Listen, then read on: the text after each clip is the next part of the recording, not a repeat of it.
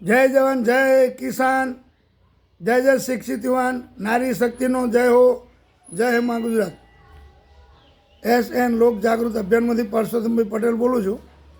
હવે મારી વાત સાંભળો. અત્યારે હાલમાં યુદ્ધ ચાલે છે, બરાબર.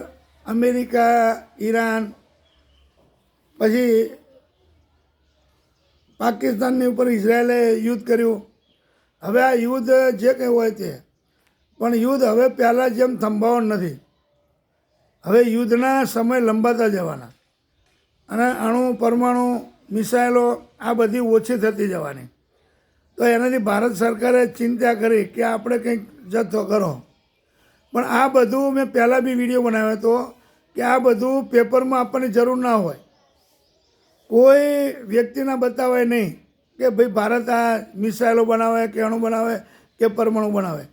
એનાથી વિદેશ સતર્ક થઈ જાય, જાગૃત થઈ જાય કે આ લોકો આવું બને તો આપણે આવું બનાવો. આપણે જે કંઈ બનાવવું હોય પણ કોઈને જાણ ના કરો. મારી સલાહ એ છે. જોકે બધા હોશિયાર જ છે અત્યારે, પણ એ રાજકારણના રોટલા શેકવા માટે પેપરમાં આપતા હોય કે મેં આવું કામ કરી, પણ આ બતાવવાનું ના હોય. તમે કેવા કામ કરો બધાને ખબર છે, પણ મિસાઇલો બનાવો કે અણુ પરમાણુ બનાવો કે ઓછા ખર્ચે સારી વસ્તુ બને, શસ્ત્રો સારા બને ઓછા ખર્ચે, એ પ્રયત્ન કરો, બરાબર છે. પણ સૈનિક જે છે બોર્ડર ઉપર, એને પૂરી સવલત મળવી જોઈએ. મિસાઇલ ઓછા ખર્ચાની વાત નથી. આપણો ખર્ચો ગમે એટલો થાય, ખર્ચો કરવો જરૂરી છે. મિસાઇલો, અણુ પરમાણુ બધું વસાવવું જરૂરી છે, નથી એવું નથી. પણ કોઈને જાણ કેમ કરો તમે? પેપરમાં કેમ આપો છો? આવું બધું ના આપવાનું હોય કંઈ પણ. આ તો ત્યાંના આર્મી ચીફ કમાન્ડરનું નામ લખીને પેપરમાં આપી દે છે, એ બિચારા જાણતા ના હોય. પણ આવું કેમ કરો છો? આપણે બધા શસ્ત્રોની જરૂર છે. કેમ કે હવે પછીનું જે પ્રોબ્લેમ છે ને, હવે મોટા થવાના.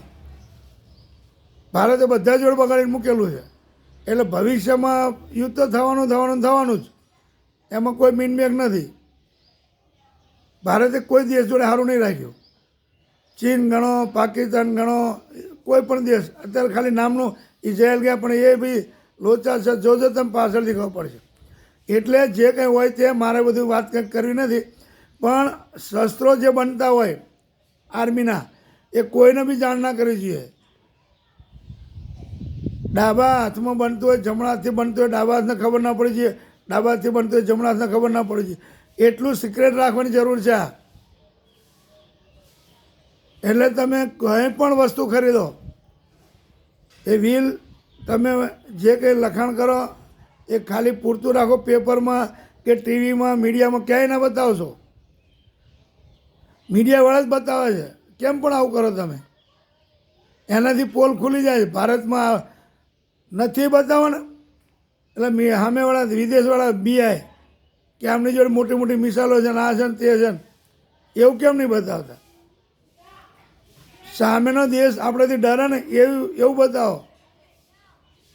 મિસાઇલો બનાવીને અણુ પરમાણુઓનો, શસ્ત્રોનો, આ બધું કોઈ ના બતાવવાનું હોય. કેમ કે પહેલાં બી મેં વિરોધ કર્યો હતો કે તમે કંઈ પણ વસાવો. એ તો બધા દેશવાળા, બીજા દેશવાળા બતાવો તમને. ચાલો હાલો બતાવો. બીજા દેશવાળા પેપરમાં આપે છે કે મેં આટલા અણુ પરમાણુ મિસાઇલો બનાવડાવી?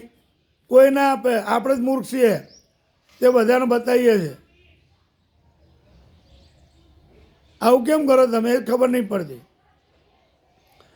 કોઈ પણ ઇલેક્ટ્રોનિક મીડિયામાં, પ્રિન્ટ મીડિયામાં ક્યાંય પણ આવું ના જોઈએ કે આપણા દેશે સૈનિકો માટે આ સલાહ, સૈનિકો માટે આ સહકાર આપ્યો, કે સૈનિકોને આ સવલત આપી. એ આપણે જાણીને સૈનિક જાણે. બીજા દેશોને મહેરબાની કરીને ના બતાવશો. કોઈ પણ પેપરમાં મહેરબાની કરીને ના બતાવશો. કોઈ પણ વ્યક્તિને ના કહેશો. ફક્ત આપણા દેશ પૂરતી, સૈનિક પૂરતી વાત હોવી જોઈએ કે આટલા શસ્ત્રો બનાવ્યા. શસ્ત્રો એવા બનાવો કે વિદેશવાળો પાછો પડે ને સૈનિક બચે. બહુ સૈનિકો શહીદ થઈ ગયા, અને એના ઘરવાળા ભીખ માંગે ત્યારે કશું કોઈ સહકાર આપતો નહીં સરકાર. જોવા જતું નથી કોણ મરીને શું કરે, પણ એ બી તપાસ કરો. સૈનિક મરી ગયા, સૈનિક શહીદ થયા, એના ઘરની તપાસ કરો કે એની ઘરની પરિસ્થિતિ શું છે. ખાલી મા બાપ હોય તો મા બાપનું ધ્યાન આપો. છોકરા બૈરા હોય તો એનું બી એની બદલીમાં નોકરી મળે એવું એ કરો. એના છોકરાને નોકરી મળે, છોકરાને નોકરી આપો. કોઈ પણ જગ્યાએ એવું જરૂર નહીં મિલિટરીમાં જ આપવી.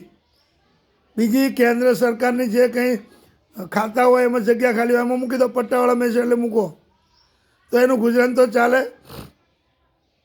દેશની સેવા કરવા માટે શહીદ થાય અને શહીદના પરિવારનો ભીખ માંગવાનો વારો આવે તો એ શહીદ ક્યાંથી થવાનો? અને દેશનો કોઈ પણ નાગરિક કેવી રીતે જશે સરહદ ઉપર? એ તો વિચારો તમે.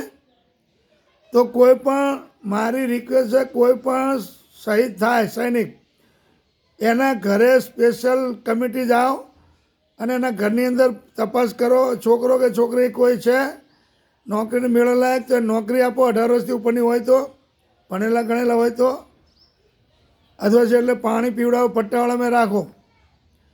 અથવા એને એટલો પૈસો આપો કે એના પરિવારવાળાને કોઈ તકલીફ ના રહે પૈસાની. અત્યારે મેઇન વસ્તુ આર્થિક પરિસ્થિતિ છે. જે માણસ પોતાનું બલિદાન આપી દેતો હોય, પોતાના પરિવારને છોડીને સરહદ ઉપર જઈને બલિદાન આપી દેતો હોય, તો એના પરિવારનું ધ્યાન રાખવું એ સરકારની ફરજમાં આવે છે. પણ સરકાર ધ્યાન જ નથી આપતી. આવું કેમ? આ કોની જવાબદારી છે?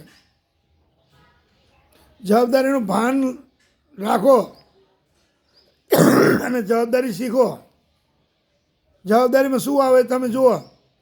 એના બૈરા છોકરા રો પ્રોગ્રામ કરે, ઘરમાં ખાવા ના હોય, એને કેવી પરિસ્થિતિ, કેટલો પસ્તાવો થાય કે મેં મારા ઘરવાળા ખોટો મેં સરહદ ઉપર મોકલ્યો, એના કરતાં અહીંયા ઘરે રહ્યો તો હું 5-25 હજાર પગાર આવે એ જ ના.